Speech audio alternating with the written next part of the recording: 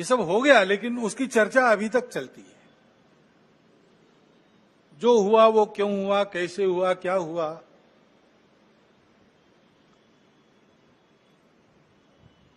ये अपने देश के प्रजातांत्रिक तंत्र में प्रति 5 वर्ष होने वाली घटना है, होती है। उसके अपने नियम है, डायनेमिक्स है, उसके अनुसार होता है।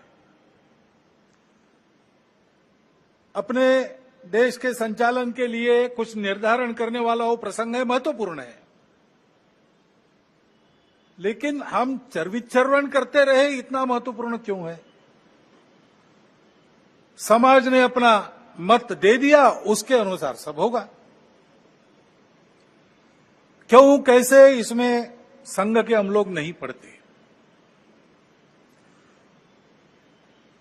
हम अपना कर्तव्य करते रहते, लोकमत परिष्कार का प्रतिवर्ष करते हैं, प्रति चुनाव में करते हैं, इस बार भी किया है। क्योंकि इन बातों में उलझे रहेंगे तो काम रह जाएंगे। और चुनाव प्रचार की या चुनाव में जो होता है उसकी बात ऐसी है, वास्तव में तो प्रजातंत्र की अनिवार्य आवश्यक प्रक्रिया है और उसमें 2 पक्ष रहते हैं, इसलिए स्पर्धा रहती है।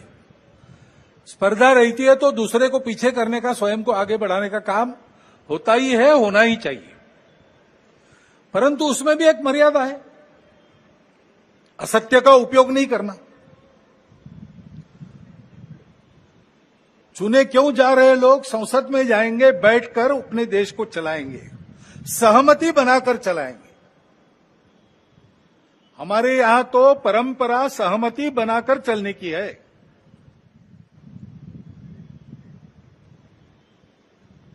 समानो मंत्र समिति समानी समानम मनस सहचित्तमेशाम। इस सहचित्त पर विनोबा भावे जी की टिप्पणी है। वो कहते हैं कि ऋग्वेदकारों को मानवीय मन का कितना ज्ञान था ये समझ में आता है। सब जगह उन्होंने सम कहा है, समानो मंत्र समिति समानी समानम मना, लेकिन चित्त के बारे में सम नहीं कहा, क्योंकि प्रत्येक व्यक्ति का चित्त मानस अलग अलग होता ही है और इसलिए 100% मतों का मिलान होना संभव नहीं है। लेकिन जब समाज में लोग अपना चित्त अलग अलग होने के बाद भी हमको साथ ही चलना है ऐसा निश्चय करते हैं तो सहचित्त बन जाता है। वास्तव में संसद क्यों है और उसमें 2 पक्ष क्यों है? इसलिए है कि दोनों पहलू उजागर हो। किसी भी सिक्के के 2 पहलू रहते हैं, ऐसे किसी भी प्रश्न के 2 पहलू रहते हैं। एक पक्ष एक पहलू का विचार करता है तो दूसरे पक्ष ने दूसरा पहलू उजागर करना है ताकि जो होना है वो पूर्णतः ठीक हो, सहमति बने। इसलिए संसद बनती है, लेकिन ऐसी सहमति बनना स्पर्धा करके आए लोगों में थोड़ा कठिन भी रहता है और इसलिए हम बहुमति का आसरा लेते हैं। उसके लिए स्पर्धा चलती है। ये स्पर्धा है, कोई आपस का युद्ध तो है नहीं। जिस प्रकार ये बातें हुई, जिस प्रकार एक दूसरे को लताड़ना हुआ,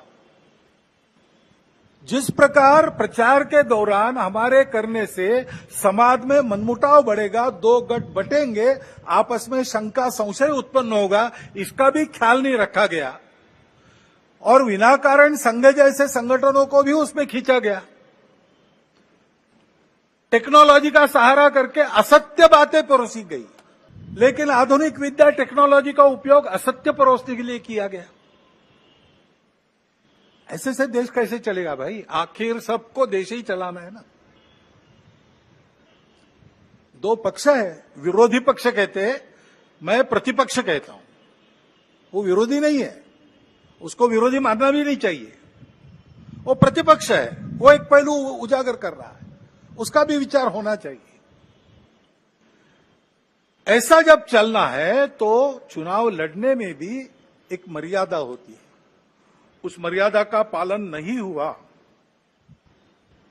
क्योंकि उसका पालन होना इसलिए आवश्यक है कि हमारे देश के सामने चुनौतियां समाप्त नहीं हुई। अब सरकार बन गई, वही सरकार फिर से आ गई, एनडीए की।